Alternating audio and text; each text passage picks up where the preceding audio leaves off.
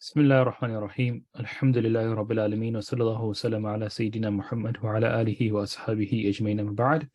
Assalamu alaikum wa rahmatullahi wa barakatuh. Dear brothers, sisters, and friends, welcome to our 7th episode on the Riba series. In this episode, we will be discussing, reviewing, understanding what causes riba from a fiqh and legal perspective. What are the factors which result in a riba? So in this particular episode, when we finish, you'll understand the views of the different schools when it comes to the underlying factors which result in a riba. What is actually happening in a transaction, in an exchange, which is causing riba? That's what you'll appreciate and understand by the time you finish watching this episode. Before we begin and look at the actual details of the legal causes of riba, it's important to distinguish and differentiate between legal causes and wisdoms. And this is a common misunderstanding amongst many people, and they attribute the rulings of matters to wisdoms. And they understand Sharia purely based on wisdom without understanding how Sharia actually works, how laws are made, how principles operate, how fiqh works, how rulings are made. If we don't understand that thoroughly and deeply and study, then we can really make several errors in our understanding. So this is a very simple and basic example which all of us must have experienced, that you're at a red light at 2 a.m. in the darkness of the night. There's nobody around you. There's no cameras or anything watching you. There's you and a red light. There's no cars around. The ruling is you have to stop at the red light, even though it's 2 a.m. What's the cause of that? What identifies this ruling? It's the red light. What's the wisdom behind this red light and the traffic light system that's there? The wisdom is, it's to not harm anyone and protect yourself. The reason why we have the traffic light system is to manage traffic, to ensure nobody is inconvenienced or harmed or hurt, and there's no loss of life, loss of possession, and damage to possession, wealth, and your vehicles.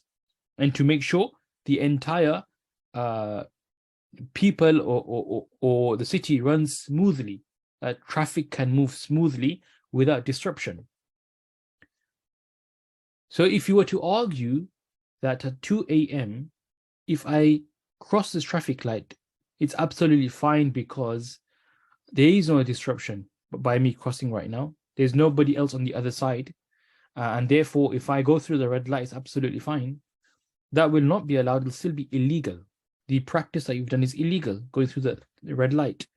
Because the legal cause is when there's a red light, you have to stop, even though there's nobody around you, even though there's nobody there on the opposite side, or anybody else that can be inconvenienced by you. So even though the wisdom is being found here, and by you not practicing on the legal requirement, the wisdom potentially is still there, but it's still illegal to pass that red light when it shows red.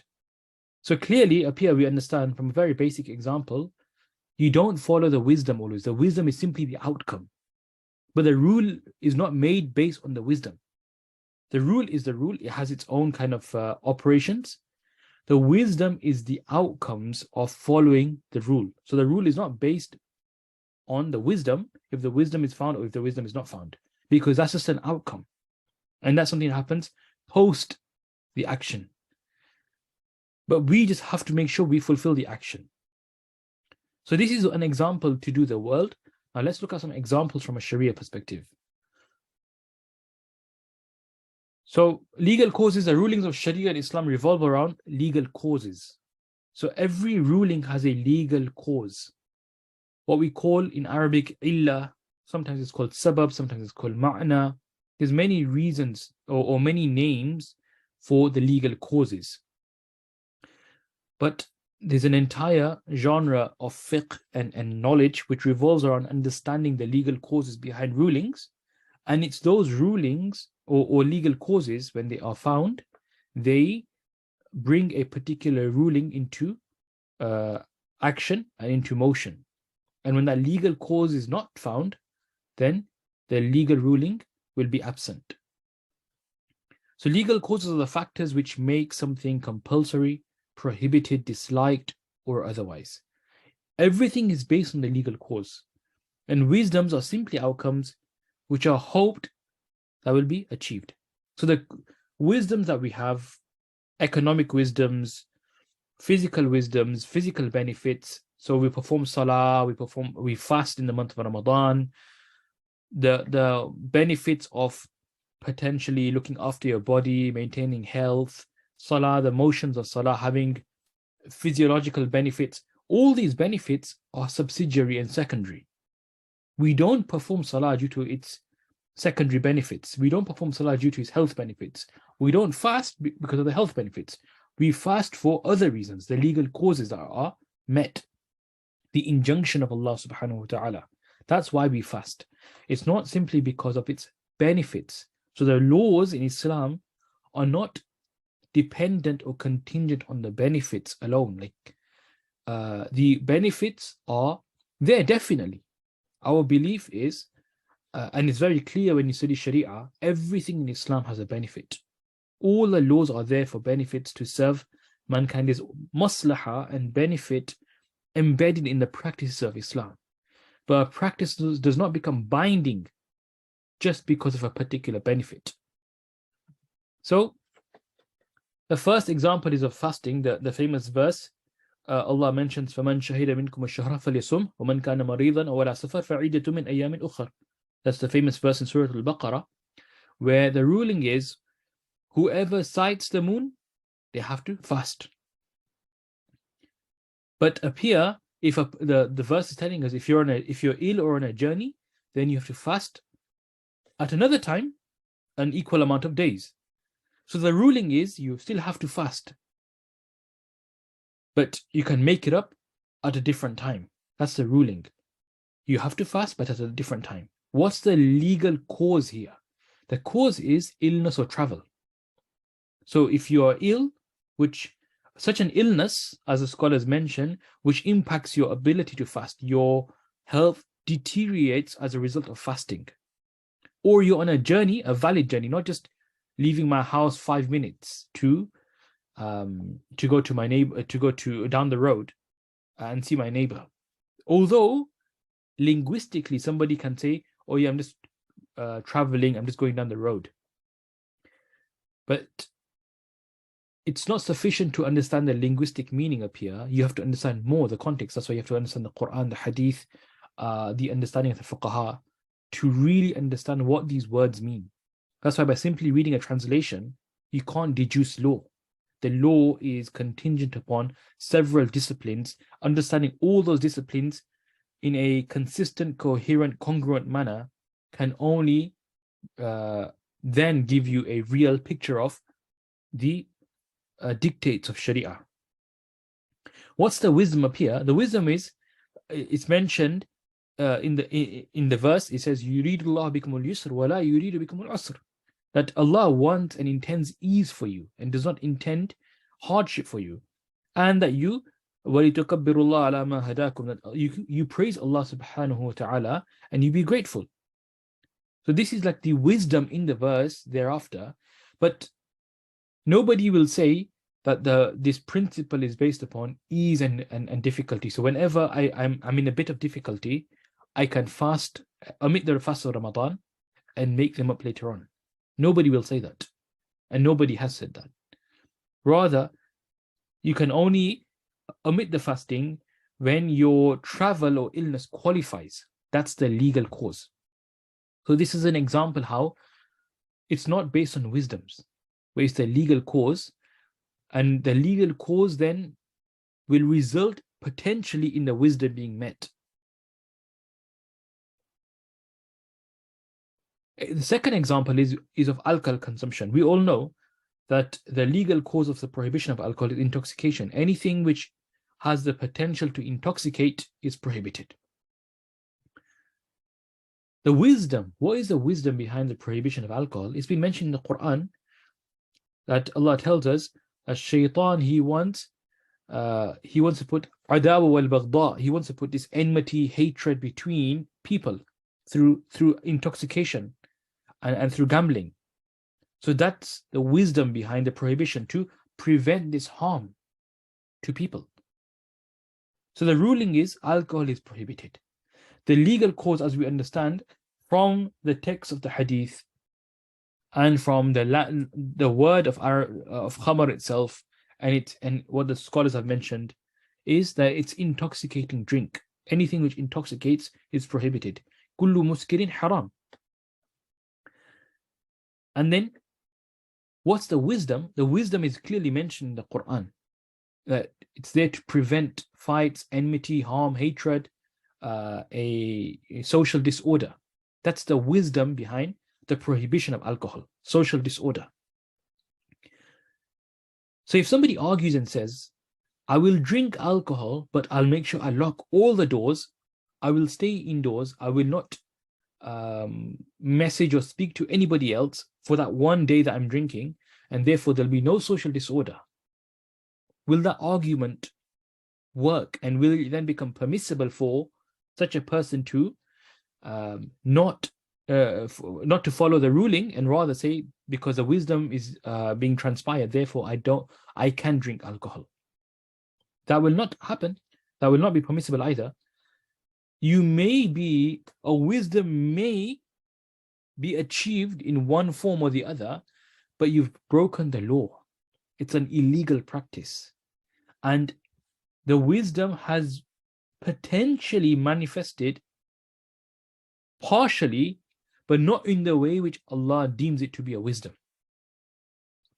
Even wisdoms, there's a manifestation from a Sharia perspective of a wisdom. The way Allah and the Sharia deems that wisdom to be an acceptable form of manifestation, that is also important. And that is only understood when you have done things according to the principles of Sharia. This is the law, and this is what is legal and illegal. It's through the legal function do valid forms of benefits manifest, and valid wisdoms, and wisdoms which are aligned with Sharia. So up here, the person who drinks alcohol, it'll still be prohibited for him, even though he almost guarantees and takes an oath, or even orchestrates drinking in a manner which does not cause any enmity, harm, hatred, and any social disorder. We will still say it's prohibited to drink alcohol, because the ruling is anything, the legal cause is anything which intoxicates is prohibited, regardless of the wisdom being found or not. But potentially, if you stay away from alcohol, then there is a greater probability of this wisdom being manifest. But even if the wisdom was not to be manifest, even if the people had hatred and enmity after that, alcohol is still prohibited. It will not change the ruling of alcohol. So the ruling of the prohibition of alcohol is not based on the wisdom. That's just a benefit and an outcome, potential outcome. But the rulings are made in and of themselves, they have benefit. The ruling has a benefit in and of itself, multiple benefits. The wisdoms are many. So not every wisdom is manifest to us either. So we may ascertain a particular wisdom, but that might be just one wisdom in our mind, but in the knowledge of Allah, there will be multiple wisdoms far beyond our understanding. So we just have to follow what the law says and follow what the Sharia is, and we will ensure that we are achieving many of the wisdoms, many of the outcomes, even though they may not be clear to us. And that's the reality, how fiqh and Sharia works.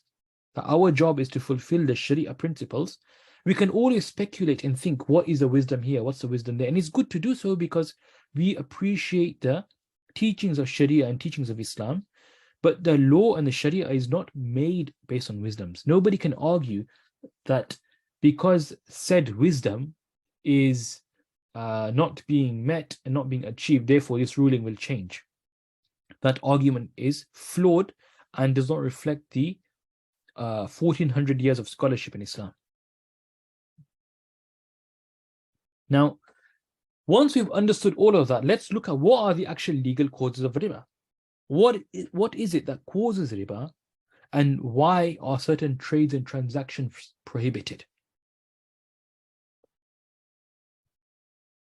So to begin with, we discussed in the previous episode the narration which outlines 6 assets, the riba assets, famous 6 commodities, 6 assets, wherein the Messenger of Allah sallallahu alaihi wasallam mentioned and prohibited them being exchanged with inequality, differing amounts when exchanged for themselves. And they were gold, silver, dates, wheat, salt, and barley. These are the 6 assets mentioned in the Hadith. Question arises, why were these items identified? When we look at the economic benefits and wisdoms of riba in a later episode, we'll look at this further. But briefly, these items were the common items that were exchanged in the cities or used as a medium of exchange. So people would use gold and silver primarily as the form of money and form of exchange. But in the rural areas, towns where gold and silver was not so much in circulation, people would be using dates, wheat, salt, and barley as modes and medium of exchange. So they would buy and sell using dates. They would buy and sell using wheat. They would buy and sell using salt and barley. Think about it. Dates, wheat, barley, and salt, they were available. They were portable. They were divisible. They were desirable in of themselves. They had value because they were, staple food. So this was something which aligned with the idea of moneyness to a large degree, just that they weren't store of values in the long term, although they don't perish quickly, but they were consumables. But in the short to medium term, definitely this would fulfill needs. People would be happy because they would use this. This had a value to it, which people perceived, people wanted and needed. And so if there was no gold and silver, then a secondary or kind of a currency of last resort would be these food items. And that's why the Hadith mentions these things, because they could also be used to develop lending and riba interest-based structures. They could be used, and they were potentially used to lend. You would lend somebody dates, because then he would use that as a means of payment elsewhere, or wheat, salt, or barley. And that's why these 6 items were mentioned specifically, in that they were common forms of media of exchange. Now the question arises, what is it that causes riba in the counter exchange of these specific assets? And that's what we look at in the following slides. We have to think, what is it about these things that causes riba? What are the legal factors? And then the jurists also reasoned whether the rulings of riba only apply to these items, or does it apply to other items? Do the rulings of riba apply to other items? If it applies to other items, then what is the underpinning rationale and legal factor that makes riba manifest in the other transactions? Is the prohibition fixed only to these 6 because the Messenger of Allah highlighted these 6, or is the prohibition of riba also extended to other assets which bear similar traits to these 6? So the scholars have debated this as well, and this is where the ijtihad comes in. This is why following the fuqaha and Jews is so important, because this comprehensive analysis is done by the scholars and the fuqaha to create a coherent, a comprehensive, a congruent law and principles. It's beyond many of our capacities today, because you need to understand all the evidences, the Arabic language, the Quran, the Sunnah, the principles of fiqh, of Sharia, the principles of istinbat, how you understand, how you extract laws, the different weightings and rankings of evidences. There's different types of evidences used, not only the Quran and Sunnah. There's other forms of evidence which are used as well. What's the statement of a companion? What's the ranking and weightage of the statement of a companion? Whether it aligns with fiqh, it doesn't align with fiqh. Whether the companion is a muhaddith, a narrator of hadith, or is not. All of these have a bearing on a ruling and the laws of extraction. So only when you've mastered all of these different things can you really then begin to engage at that level and discuss at that level. That's why from our perspective, we have to look through the lens of the fuqaha. We can't approach evidence directly like Quran and Sunnah without the fuqaha. It's the lens that we look at and try to understand the Quran and Sunnah, because they've codified all of that for us. They've made it easy for us. And they had the ability, the insight, the intellect, the knowledge, the kind of comprehensive understanding of all these different disciplines, areas, to be able to engage with the Quran and Sunnah in this manner, in a very competent manner, more than us. So the jurists then also ask questions such as, does riba apply in raisins and rice? Because raisins and rice have not been mentioned here. But what if they played a similar function? What if they were used as a medium of exchange? Would we say and add to the list 7 and 8 raisins and rice? Would that be permissible? Would that be impermissible? Because the Messenger of Allah never said that. He never added raisins and rice in the 6 assets. So do you have the authority to add that? But it's fulfilling the same meaning of what the Messenger of Allah mentioned. So do you add that? Do you not add that? Do you see this legal reasoning and legal rush, this reasoning with the law and reasoning with the text? This is the role of what fuqaha and jurists and scholars do. This is how they approach the text, and they understand that not just from the one text, they have dozens, multiple things to look at, and then they have a view, what's known as ijtihad. They do the ijtihad and take a view based on multiple sources, texts, evidences, and have a very congruent law and principle. So what are the legal causes according to the different schools of Islamic law? The Hanafi school has 2 legal causes, and most of the schools have 2. The first one is, riba will manifest if the 2 assets that are being exchanged on either side are either both weighed or both measured in volume, meaning they're both weighables or they're both measured in volume. The second legal cause which causes riba is when both items are like for like and identical. If both items are like for like and identical, that's another legal cause of riba. What does it mean if a legal cause is found? There's a legal implication. When a cause is found, there's an implication. The implication is that the transaction must be done in a particular way. So the presence of a legal cause has implications in the way a transaction must be carried out and performed. If you have one legal cause, there's a particular implication. If you have both legal causes, then there's more controls and more implications. And we will look at what the implications are in the following slides.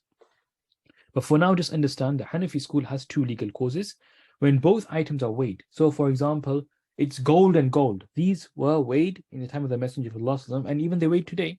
So both weighed, that is, hence if you have gold and gold, that's a factor of riba being found. And then number 2, they're both identical, is gold and gold. So in that instance, both factors are found. Okay. The second, this is a really important, because the question might arise, how do we recognize something being weighed or something being measured by volume? There's 2 views amongst the classical scholars and jurists, in that the first view, which majority in all 4 schools of fiqh mentioned, so this is like all 4 schools mentioned this view, and which was the view that whatever was measured in volume in the time of the Messenger of Allah sallallahu alaihi wasallam, or weighed in the time of the Messenger of Allah, will be deemed volumetric and weighable even if it is not measured by volume or weight today. This is a view of all four schools. So wheat, barley, dates were measured in volume. So even today, ensuring the volume is equal is necessary to abstain from riba, even if the weight is different.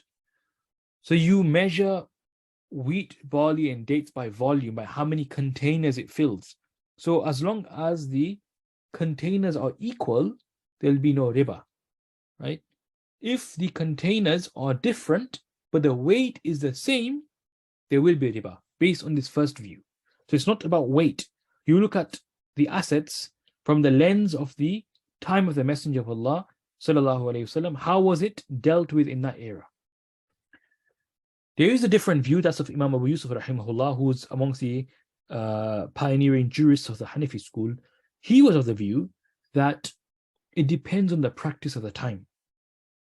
And the latter Hanafi jurists have gone with this view and give fatwa on this view, that this view is more favorable today to ensure there is no riba, because many items are no longer measured in volume, they're weighed.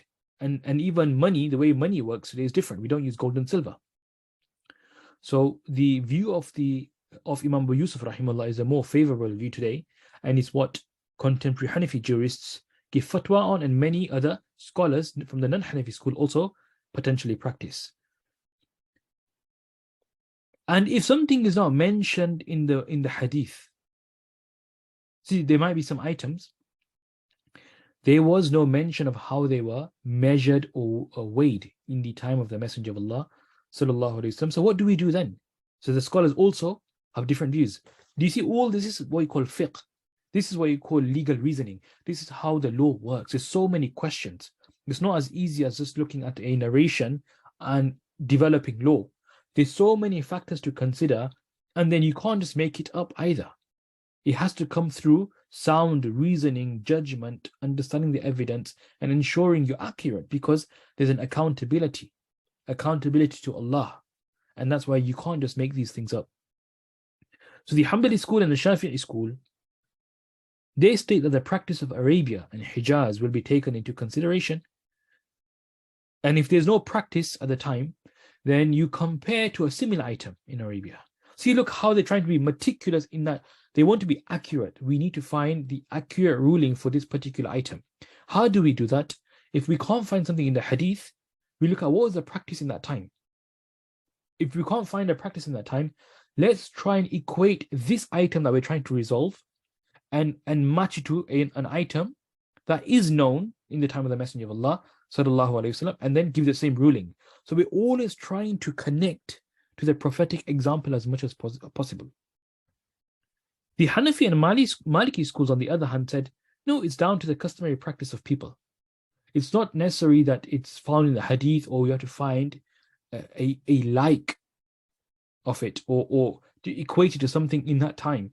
Rather, the customary practice of the people is also a means and a tool to come to a ruling, and that's why we can go with the customary practice of people, how they deem something, whether it's weighable, whether it's measurable, whether it's countable. That's how we will understand how do people deal with that, and the ruling will then be accordingly. The Maliki School, what's the legal causes according to the Maliki School on riba? They mention two, different to the Hanafi School. They say, look, when it comes to gold and silver, so the 6 assets that we had, they separate them into 2. You have gold and silver, very clearly, according to them, is moneyness and the idea of being a medium of exchange. So whenever gold and silver are found, the idea of moneyness, whenever something is money, it has one factor of riba, always. So whether it's fiat currency, whether it's food, whether it's something else. By looking at gold and silver, the Maliki scholars deduce the idea and legal principle of moneyness. That riba applies, and riba manifests in anywhere where the thing that's being exchanged has a concept or a attribute of moneyness, of operating as a medium of exchange, regardless of what it is. That's what they understood from the gold and silver. From the other assets, they understood the rationale and legal underpinning of being non-perishable staple foods. That whenever you exchange non-perishable staple foods, that is one factor of riba. Riba is manifest, that's one factor. So when you have two items being exchanged, and both of them are non-perishable staple foods, then that's a factor of riba, and the implications of riba and the rules of riba will begin to apply. So whenever one of these two factors are found, or both are found, then riba, the rulings of riba apply. The Shafi'i school, again, very similar. They looked at the 6 assets and they said again, it's moneyness and being a medium of exchange. Anything which functions as money or as a medium of exchange has a factor of riba. That's what they understood from this hadith on the 6 assets of riba. Now, these 6 were identified because of the concept of them being or functioning as money and a medium of exchange. And the second meaning and the second legal cause that they found was edible foodstuff. If you have two things which are foodstuff, edible foodstuff, they will also attract the prohibition of riba or a legal cause of riba. And therefore, the riba prohibition applies in everything edible or having the natural ability of becoming a medium of exchange in an exchange. So when you have two things being exchanged and they're both operating as money or as a medium of exchange, then the implication of riba will be there and there will be special controls in how you do the transaction.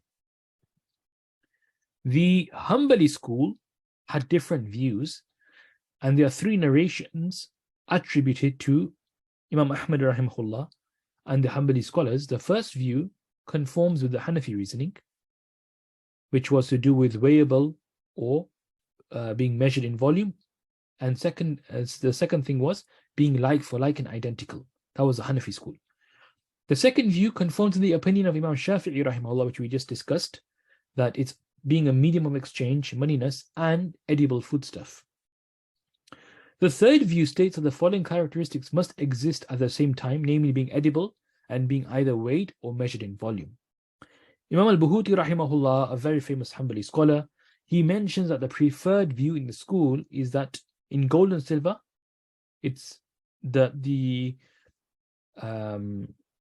reasoning that the scholars have deduced is weighable and like for like.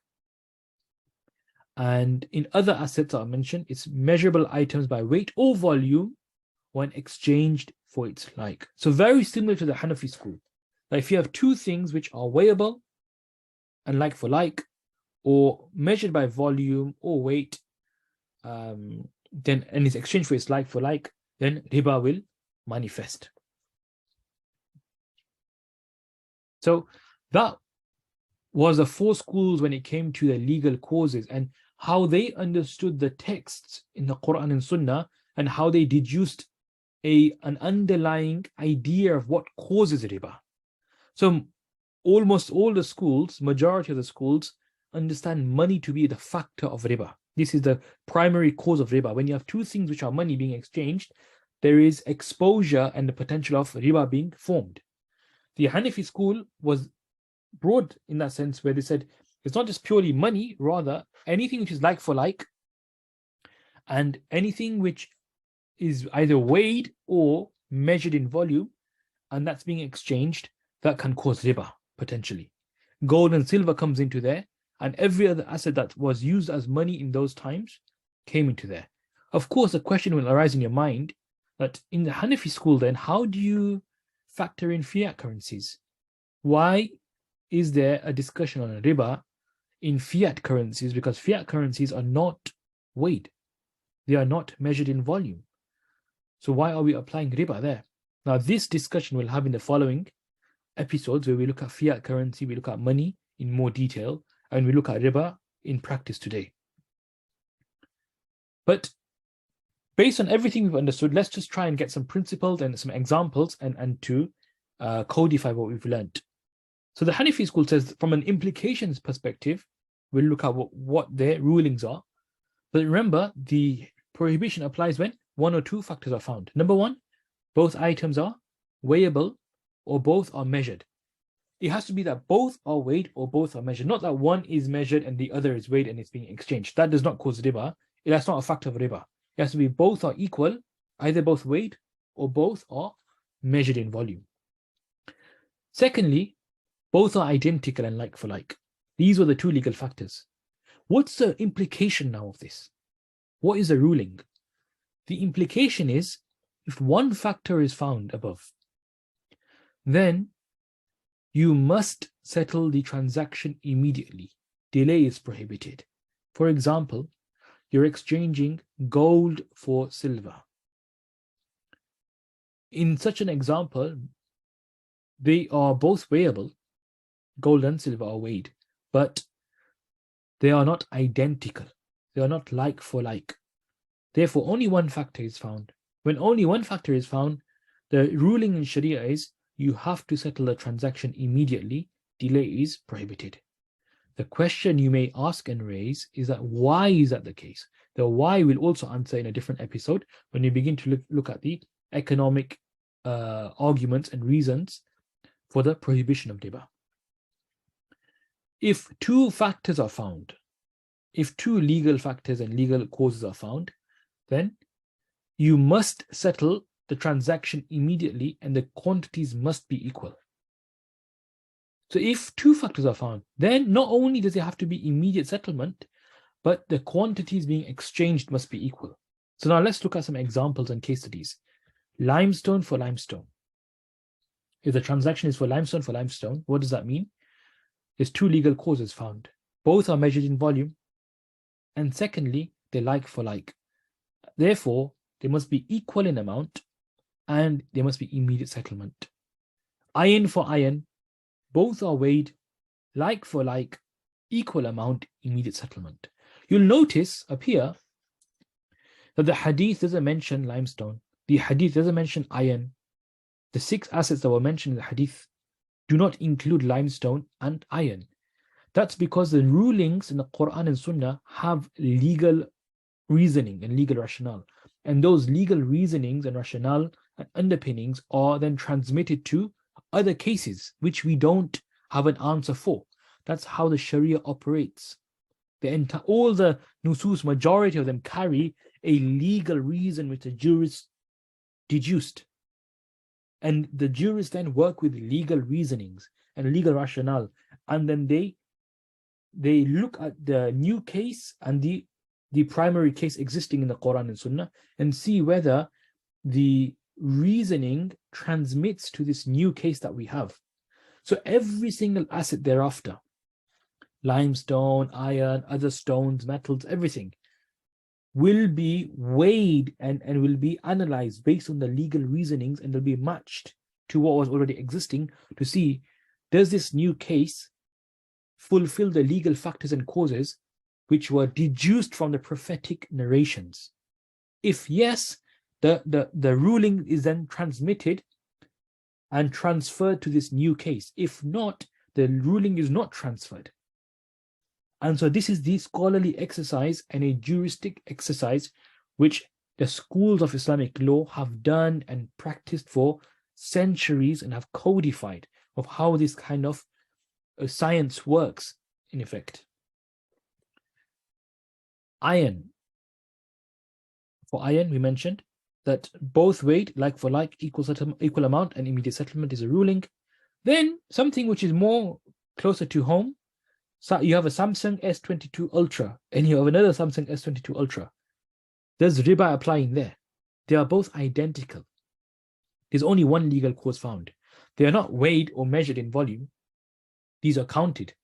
When it's counted, therefore, it does not have the first legal cause. However, they're both identical. Therefore, if you're exchanging the same phone, they're both the same.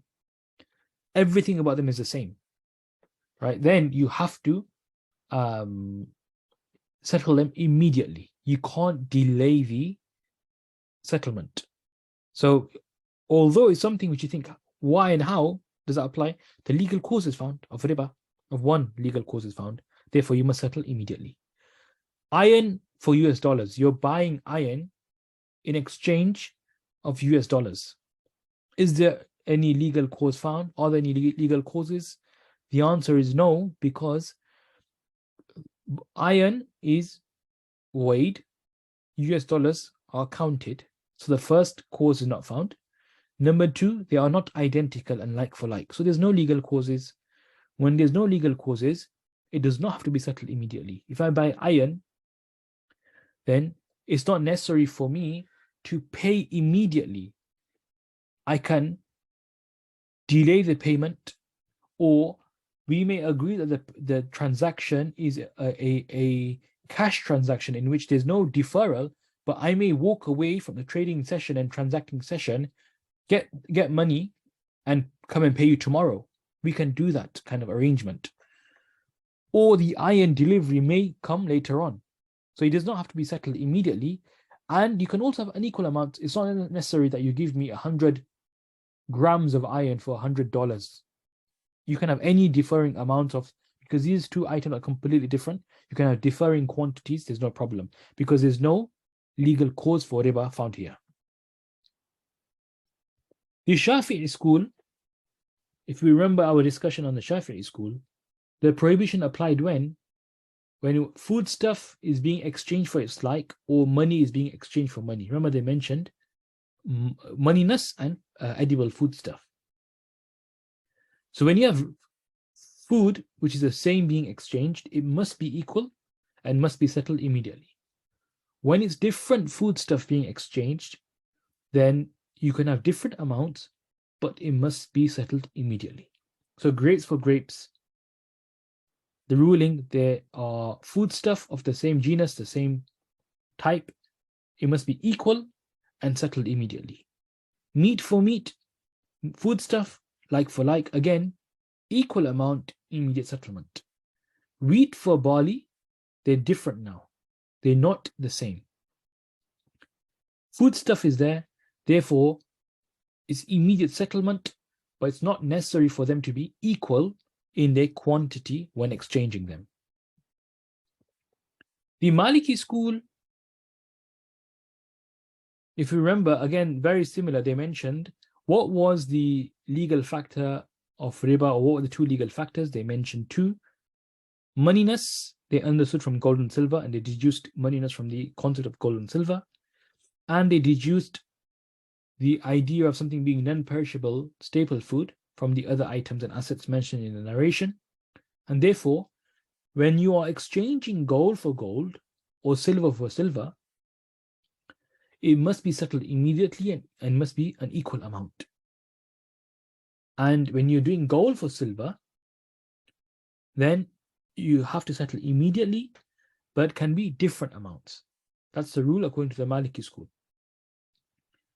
And when it comes to the food, then when it's the same two non-perishable staple foods being exchanged, must be equal, must be settled immediately. And when you have two different non-perishable foodstuff being exchanged, you can have different amounts, but must be settled immediately. The same concept in all the schools, if you think about it, what we've been discussing, the same concept. If you have two different things, you can have equal differences in amounts, but if they're under the same category, they must be exchanged and settled immediately. But you can have different, whenever there's two different items, you can have differing amounts. That's what has been seen across the schools. Just that the Shafi'i and Maliki school are more specific on food stuff, and they recognize food stuff as being a legal factor. And then some other points which the Maliki scholars and jurists mention, that riba does not apply to vegetables and fruits. They're perishable. Riba can apply in exchange of dry fruits and vegetables which do not decay quickly like potatoes or garlic. Imagine the scholars and jurists have gone to that level and extent by understanding riba and its kind of like legal cause and applying it to so many different exchanges. If exchange for its like, it must be immediate exchange and an equal amount. If exchange for another type, must be immediate but can be of different amounts, which you mentioned. You can exchange foodstuff like different fruits for each other as long as settled immediately, because they are trying to prevent. Why is this? You might be thinking, why is that the case? Why are they being so particular on foodstuff? Because this was something which was very common before in exchanges. They would just exchange food as payment systems. Foodstuffs were used as payment systems. It was something which we all needed, wanted, and it was something which was portable, divisible. It was clearly identified. It had many kind of, you could say, and it being non-perishable, it reflected many kind of monetary qualities, so to speak, in the sense of how money operates as a payment system. And therefore, it was used as not the primary system of money, but as a means of exchange, maybe the second or third kind of, or even like a last resort payment system. But it was there. It was a very loose network of a system for exchanging, for meeting obligations, and using as a payment. And that's why the rulings extended all this way. And so even today, the rules will apply, even though we don't use fruits and money, fruits as money and food stuff as money that often. But the rulings, and this is the beauty of fiqh, that if we went purely with what seems to be the narration on the surface, you would have limited the riba purely to those items. But today, we're using so many different things as money. And it's only from, you have two options. You either say there's no riba at all today because we're not using gold, silver, wheat, barley, salt, dates as our payment system, and therefore riba wouldn't apply. That's if you went purely with the apparent text. But if you follow the understanding of the scholars of Islam and you take the correct approach to Islam, which is through the fiqh, then you understand that there's actually more to the text than what we're seeing. And we don't see that because we're not trained. We haven't studied Islam properly. And therefore, we don't understand all of this. That's what's happening. But really, the text is applicable today as much as it was applicable 10 centuries ago. And that you will only appreciate and understand when you look at it through the lens of the scholars and the lens of the jurists. And we defer to scholars in these matters. And we learn about Sharia and fiqh from the scholars and the fuqaha. That's when we can truly appreciate how Sharia has guidance for every single century, every single technology, every single era. And no matter what you're using as money, there's guidance from the Sharia for that kind of payment system and network. This brings us to an end of this particular episode. Jazakallah khair. Subhanallah wa bihamdihi, subhanakallah wa bihamdik, nashhadu an la ilaha illa ant, nastaghfiruka wa natubu ilayk.